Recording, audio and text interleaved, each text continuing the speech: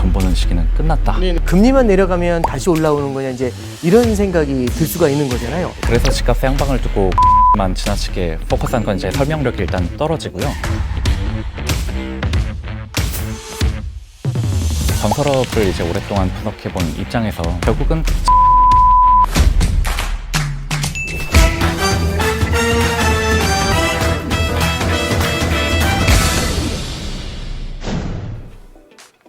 안녕하십니까. 쩐에 관한 모든 썰, 쩐썰의 오건영의 오건영입니다. 이번에도 전혀 실망스럽지 않은 진짜 훌륭한 분을 또 모셨는데요.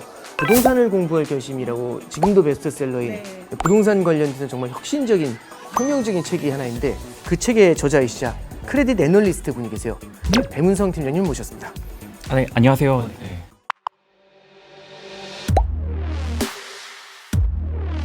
혹시 부도가 나진 않지 그런 거를 이제 분석해서 수요와 공급이 만나서 이제 가격을 결정한다는 거는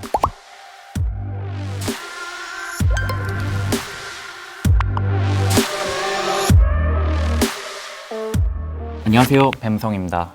간단하게 자기소개 한번 좀 부탁드리겠습니다. 사회생활의 시작을 이제 시용평가사에서 이제 건설업 애널리스트로 시작을 했었고요. 수출입은행에서 여신과 심사 업무를 했다가 이제 얼마 전부터는 이제 채권시장에서 이제 회사채 분석 업무를 하고 있습니다. 책 제목이 부동산을 공부할 결심? 그렇게 나오잖아요. 네, 이제 에디팅을 해주신 대표님께서 굉장히 영화를 좋아하셨는데 그 헤어질 결심이라는 영화를 너무 너무 좋아하셔가지고 그래 그럼 부동산과 헤어질 결심 뭐 이렇게는 어떨까 싶었는데 그렇게 하면은 너무 한쪽으로 쏠리잖아요. 그렇죠. 부동산과 헤어져라 약간 뭐 그쪽을 중요한 것 같지만 사실은 책의 내용은 말씀처럼 사이클을 담고 싶었거든요. 사실은 뭐 상승장 때는 공부하기보다는 뭐라도 빨리 그냥 사면 이제 남들보다 빨리 지르기만 하면은 확실히 더 벌 수 있는 시기지만 하락장은 어찌 보면 차분하게 이제 시장을 지켜볼 수 있는 그런 그 기회인 것 같거든요. 그래서 이제 부동산을 공부할 결심이라는 내용으로 제목이 그렇게 정해졌습니다. 신용평가사에서 건설업 분석을 하시다가 국책은행 쪽에서 또 여신 업무를 좀 하셨어요. 그러다 갑자기라는 표현은 좀 그런데 채권 시장에 이제 들어오셔가지고 채권 쪽으로 커리어를 전환하셨는데 계기가 있었나요? 뭐 은행 생활이 좀 그러니까 저 진심으로 좀 은행원분들 되게 존경하는데 두 군데의 공통점으로 제가 느낀 거는 결국은 금리와 직간접적으로 호흡을 하는 것인데 금리와 좀 더 최대한 가까이서 호흡하면서 일을 해보고 싶다 그런 동경심과 함께 이제 좀 채권 시장으로 진입을 하게 됐습니다. 실제 보니까 이제 신용평가사에서는 건설업종 애널리스트를 2008년부터 15년까지 하셨잖아요.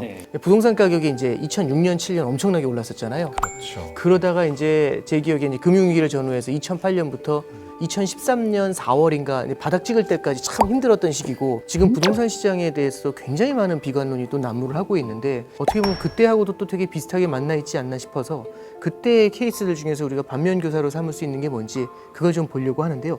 그때 분위기를 혹시 좀 여러 가지 데이터라든지 자료를 보면 좀 생생하게 좀 말씀을 해주셨으면 하는데요. 말씀드린 대로 서울 수도권은 대략 2006년 말 2007년 초에 최고가를 찍었고 2013년 이제 최저가를 찍었습니다. 그렇죠. 몇 개 샘플로 보시면 이제 당시 분당의 최고가 주상복합은 뭐 50% 가넘게 하락을 했었고 그렇죠. 강남의 대표적인 재건축 아파트도 한 40% 가까이 빠졌었습니다. 저 시기에 다 저렇게 그냥 뭐 30에서 50% 빠졌냐 하면은 마포구의 어떤 아파트를 보시면은 소형평형 아파트 보시면은 뭐 오히려 좀 올랐죠. 거의 변화가 없이 가격 방어가 잘 이루어졌는데 대부분은 저렇게 한 30%에서 50% 정도의 하락 국면에 있었다라고 보실 수 있고요. 당시에도 2012, 13년쯤 되면은 이제 건설사 직원분들마저도 이제 우리나라는 집으로 돈 버는 시기는 끝났다. 뭐 이런 말씀들을 하셨거든요. 그 뒤로는 아시다시피 이제 다시 상승장이 왔는데 그러다 보니까 우리나라 이제 부동산 시장에 이제 속설이 이제 생겼는데 IMF와 글로벌 금융위기 때만 집값이 떨어졌다. 뭐 IMF 때는 우리도 문제가 많았었다고는 하지만 2008년 금융위기는 이제 외생적인 충격이었지 않습니까? 그 글로벌 금융위기 이후의 하락장을 단지 그거는 뭐 외부 충격이었잖아라고 이렇게 치부하면은 안 되는 게 당시 이제 우리나라는 이제 미국과 유럽과는 달리 이제 금융기관의 대규모 부실 같은 것도 겪지는 않았었고요. 재정 위기도 따로 있지는 않았죠. 그리고 중국의 대규모 투자 덕분에 경기도 빠르게 반등할 수 있었고요. 근데 그런 상황인데도 불구하고 말씀처럼 상당히 오랜 기간 하락하고 침체가 지속됐단 말입니다. 그렇다면은 당시 상황을 단지 금융위기 여파 이렇게로 그냥 털고 넘어갈 게 아니라 그때처럼 이번에도 좀 침체가 길 수도 있겠구나, 혹은 아니면 이런 조건들이 달라지면은 네. 반등할 수도 있겠구나, 네. 뭐 이런 걸 한번 좀 짚고 넘어갔으면 좋겠습니다. 그러면 지금도 부동산 시장이 침체기다, 뭐 좋지 않다라고 말씀들을 하시는데 그때랑 비교해서 지금이 어떻게 다른지랑 저희가 얻을 수 있는 시사점이 좀 있는지 여쭤볼 수 있을까요? 그때도 물론 금융위기 이후에 저성장 기조가 나타나긴 했었지만은 그래도 지금보다는 성장률의 레벨이 조금 더 나쁘지 않았던 편이었고, 그 외에 이제 중국이라든지 미국이라든지 이런 쪽은 그렇게 나쁘진 않았던 것 같아요. 근데도 부동산 시장이 침체 일로에 있었던 거지 않습니까? 당시에 이제 인구와 소득 여건 지금에 비교해서 절대로 나쁘지 않았죠. 사실 인구 구조야 당연히 지금보다 네. 젊었고, 출산율도 저하도 그렇죠. 출산자도 지금처럼 그렇게 심각하지는 않았었고요. 소득 측면에서도 뭐 이제 우리는 중국 덕분에 이제 빠르게 경기가 그렇죠. 반등을 했었는데, 결국은 남은 변수로 이제 공급과 금리를 짚어보는 게 어떤 그 네네. 인사이트를 도출할 수 있는 방법이라고 생각을 공급과 합니다. 금리요. 네. 네네. 사실 이 부분이 2010년도 초반에 그 가격 하락이 뭐 공급을 많이 했기 때문이다, 뭐 이렇게 말씀하시는 분들도 있긴 한데, 일단 팩트 체크를 한번 해보겠습니다. 네네. 그러니까 수도권의 이제 아파트 입주 물량인데요. 이게 한 2015년을 이제 전후로 해서 2015년 전에는 이제 아파트 입주 물량이 매년 추세적으로 감소하는 모습을 볼 수 있습니다. 한 10에서 15만 호 정도 입주 물량이 그렇게 네. 됐었고요. 오히려 이제 2015년 이후를 보시면은 15만 호를 훌쩍 넘어서 심지어 2018년에는 한 24만 호라는 이제 기록적인 수치를 기록하기도 했죠. 어떤 입주 물량 통계로만 보면은 오히려 2015년 이후가 집값이 하락해야 하지만, 결과적으로는 공급이 적었을 때가 집값이 오히려 낮아졌고, 공급이 많았을 때 집값이 올랐단 말이죠. 공급이 적으면 가격이 빠지고 공급이 많으면 가격이 오르는 참 독특한 케이스잖아요. 이걸 어떻게 설명할 수 있을까요? 네, 맞습니다. 그러니까 사실 그래서 집값의 향방을 두고 공급에만 지나치게 포커스한 건 이제 설명력이 일단 떨어지고요. 건설업을 이제 오랫동안 분석해본 입장에서, 그러니까 산업의 눈으로 이제 분석을 하자면은 결국은 집값이 떨어지니까 공급을 줄였다, 그리고 집값이 오를 때 공급을 늘렸다, 이렇게 인과관계를 좀 반대로 해석을 이렇게 해야 될 것 같습니다. 그리고 특히 인상적인 거는 어쨌든 저렇게 2018년 좀 기점으로 공급이 저렇게 많이 늘었는데도 저걸 시장이 다 소화해내면서 심지어 가격까지 이제 올렸다는 거거든요. 결국은 그렇다면은 공급으로 제대로 설명이 안 되니까 무엇이 이런 드라마틱한 변화를 이끌었을까, 뭐 이런 의문이 일단은 생기는 거죠. 네. 공급 쪽에 대해서만 너무 고민할 건 아닌 것 같다라는 말씀하시면서 이제 수요 쪽에 대한 말씀을 좀 해주셨어요. 그럼 이 수요하고 연결되는 게 결국에는 금리라든지, 이 금리가 낮아졌을 때는 돈을 빌려서 집을 살려는 유동성과 수요가 생겨나잖아요.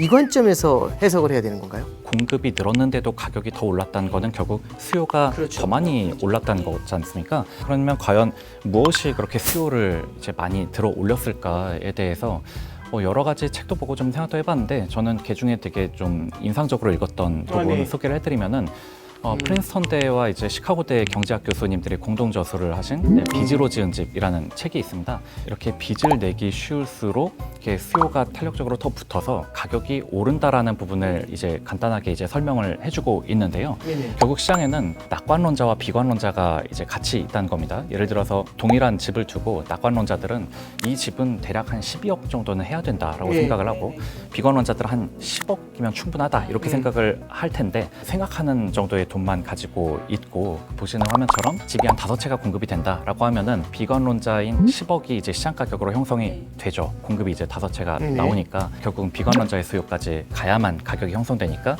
집값은 10억이 될 텐데, 여기에서 만약에 이제 빚을 충분히 낼 수 있도록 해 줄 경우 이건 최소한 12억은 돼야 된다라고 생각하는 분들은 빚을 내서라도 한 채를 더 사거나 네. 이런 식으로 함으로써 그렇죠. 이제는 더 이상 비관론자까지는 살 수 없는 가격, 이 낙관론자들이 생각하는 가격으로 가격이 이제 형성이 되는 거죠. 여기서 더한 낙관론자는 뭐 14억도 있을 수 있고, 네. 그룹을 여러 가지로 이렇게 해서 생각을 해보시면은 빚을 내기 쉬워질수록 가장 낙관적인 사람이 생각하는 가격 쪽으로 결국은 가격이 형성이 된다라는 겁니다. 금리라는 건 결국은 돈의 가격이니까, 돈의 가격이 자꾸만 싸진다라면 사람의 심리가 빨리 이 돈을 뭔가로 바꿔야 된다, 그러니까 뭐라도 사야 된다라는 심리로 가게 되죠. 구조적으로 어쨌든 우리나라가 이제 그 2011, 12년에 3.25%라는 높은 그렇죠. 기준금리가 네, 이제 기준금리 올렸죠. 0.5%까지 쫙 낮춰지다 보니까 결국은 금리가 자산 가격 지역의 어떤 자산에 대한 수요를 크게